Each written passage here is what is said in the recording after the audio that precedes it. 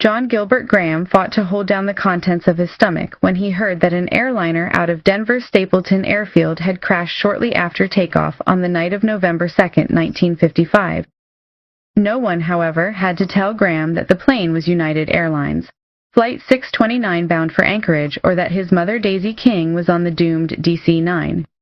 He knew this before anyone because he had carefully loaded his mother's suitcase with 25 sticks of dynamite and rigged the explosives to detonate 20 minutes after takeoff. The explosion that brought down United 629, killing all 44 passengers and crew, was witnessed by farm families in the Longmont area who heard a blast followed by a rain of fiery debris falling from the sky. When they arrived to help search for survivors, they were subjected to gruesome tableau of Graham's handiwork. What they didn't know was that the explosion was a scheme to collect life insurance money by a hapless criminal and Colorado's newly crowned worst mass murderer. Not surprisingly, the bombing of Flight 629, also known as the Mainliner, was huge news in Colorado and across the country. The subsequent investigation and Graham's trial set the stage for modern airline disaster investigations and copycat crimes, and even planted the roots of court TV. Both eyewitnesses and investigators immediately suspected foul play in the downing of the Mainliner. Those would-be rescuers noticed the distinct odor of dynamite throughout the wreckage, and investigators pointed out that some of the bigger pieces of the plane appeared to have dropped directly from the sky and sunk deep into the earth. Though much of the debris was centered in an area near Longmont, the entire debris field stretched out over a 15-mile range.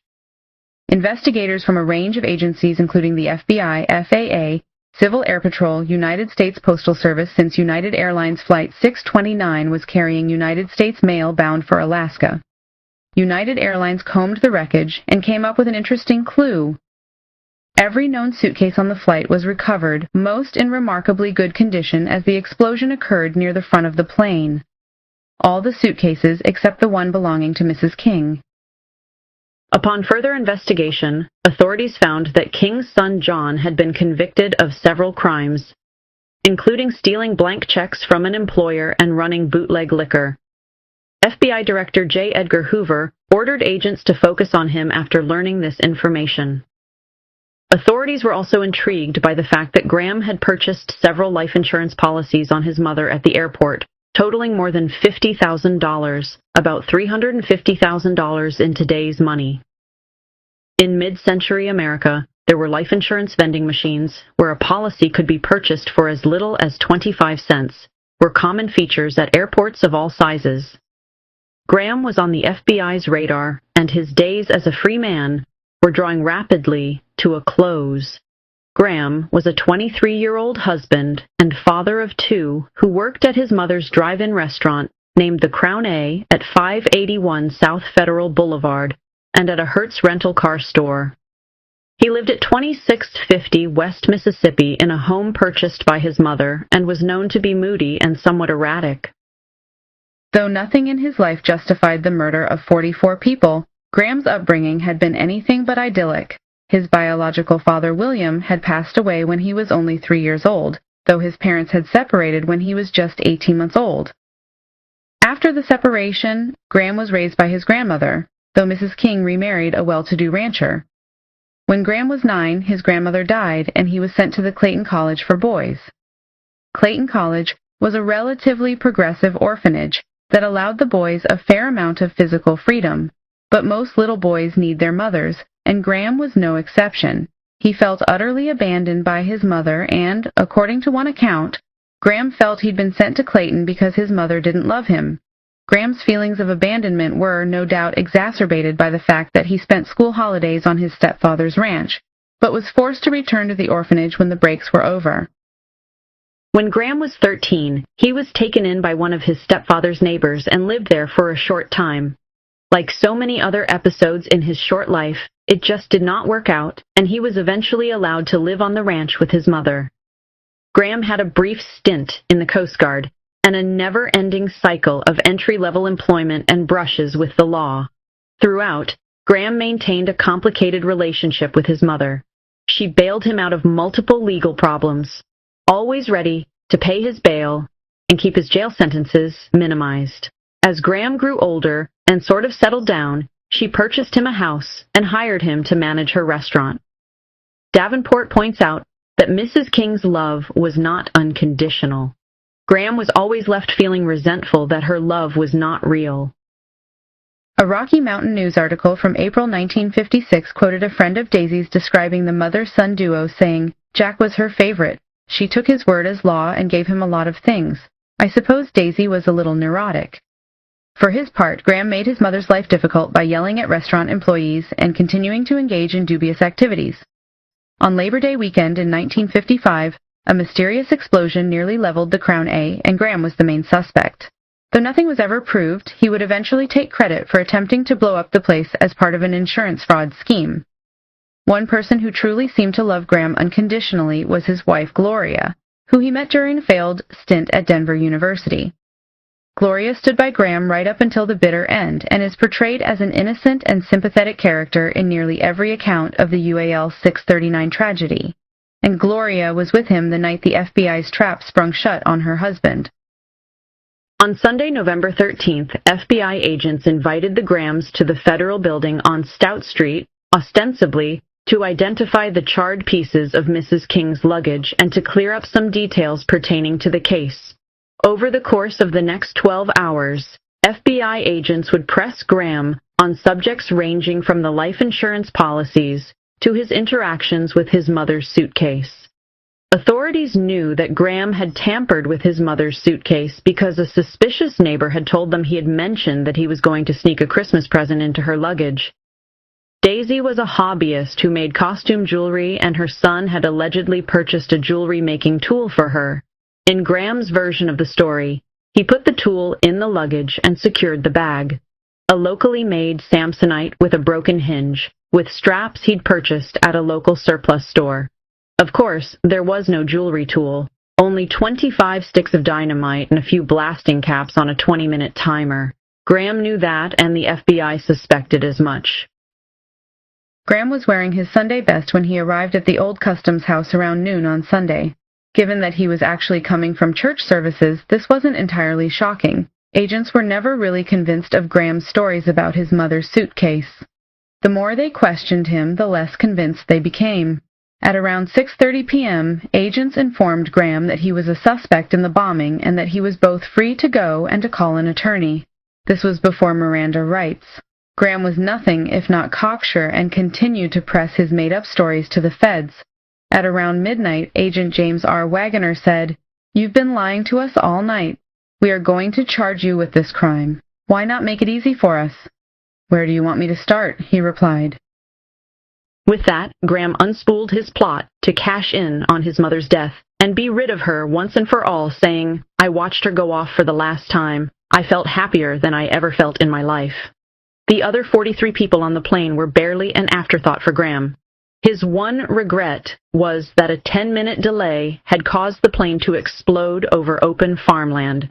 In his original plan, the device would detonate over more mountainous terrain, which would have made finding evidence difficult for investigators. As it was, investigators were finding piles of evidence against Graham after an investigation that was incredibly thorough and utilized state-of-the-art investigative techniques that are still the mainstays of contemporary air disaster investigations. With Graham's confession in hand, the prosecution's case seemed open and shut, but that was simply too good to be true. 4 days after taking credit for the bombing, Graham recanted his confession in an interview that appeared in the Rocky Mountain News. He was charged with the murder of his mother. He also had federal charges with regards to the destruction of the plane. If Graham had pulled off this crime today, he would have faced dozens of more charges. But through the course of the investigation, prosecutors amassed plenty of evidence against Graham. Despite his own presumptions, Graham was not a skillful criminal. For starters, his own criminal actions, hair-trigger temper, and bragging were more than enough to help seal his fate. Graham's change of heart also included an attempt at clearing himself by reason of insanity. After a botched suicide attempt, he was taken to the state hospital in Pueblo, where doctors found him to be in good enough mental condition to stand trial. With a trial date set for April 16, 1956, Denver braced itself for what would be one of its most sensational criminal trials ever. At trial, prosecutors brought forth witnesses who recalled Graham purchasing dynamite and blasting caps, which were cheap and easy to obtain in the 1950s, and were able to pick him out of a lineup. They also produced witnesses who attested to Graham's mechanical skills and prior experience with dynamite. They also linked wire used in the bomb to wire found in Graham's home. After the crash, Graham told neighbors that he was upset that his mother died without ever seeing the surprise Christmas gift he'd spirited into her luggage. And because Graham was so specific about exactly what kind of gift, the jewelry drill, investigators had no problem finding the only places in the Denver metro area that sold them and proving that Graham did not actually purchase one. And his mentions of premonitions of his mother's death as early as November 3, 1955, did not help his case either. Over the course of the 15-day trial, prosecutors meticulously laid out a case that established the cause of the crash as a non-mechanical explosion. To bolster their point, they brought the judge and jury to a massive hangar near Stapleton Airfield where the main liner had been meticulously reconstructed. Though this type of reconstruction had been used to investigate other air disasters, this was one of the largest reconstructions done up to that point in time. The state of Colorado versus John Gilbert Graham was the first trial in United States history where television cameras were allowed to record the proceedings. Court activities were not broadcast live, and any participant who preferred not to appear on camera could opt out. The judge had a remote button that allowed him to turn the cameras off and on as necessary. The only person to opt out of TV coverage was the defendant. On May 5th, after hearing 80 witnesses and examining 174 pieces of evidence, the jury in the mainliner case was left to render their verdict. In just over an hour, they came back with a guilty verdict and a recommendation of death for Graham. Though his attorneys advised otherwise, Graham waived all his appeals, and on May 15th, Graham was sent to Colorado's death row in Cannon City. Against his wishes, Graham's legal teams filed motions to stop his date with the gas chamber. These proceedings stretched on until October of 1956, when the Colorado Supreme Court upheld Graham's death sentence. His execution date was set for the week of January 12, 1957. Graham adapted to life at the old Max relatively well, and was pleased to have a larger cell than he'd had in Denver. While on death row, he mostly kept to himself, and never really expressed any sort of remorse for the crimes he'd committed. Life behind bars didn't strengthen his religious convictions, which seemed pretty perfunctory to the casual observer. On October 7, 1956, the Denver Post reported that when a fellow inmate tried pushing religion on the young killer, Graham replied flatly, "What do I need with that? It won't do me any good in hell."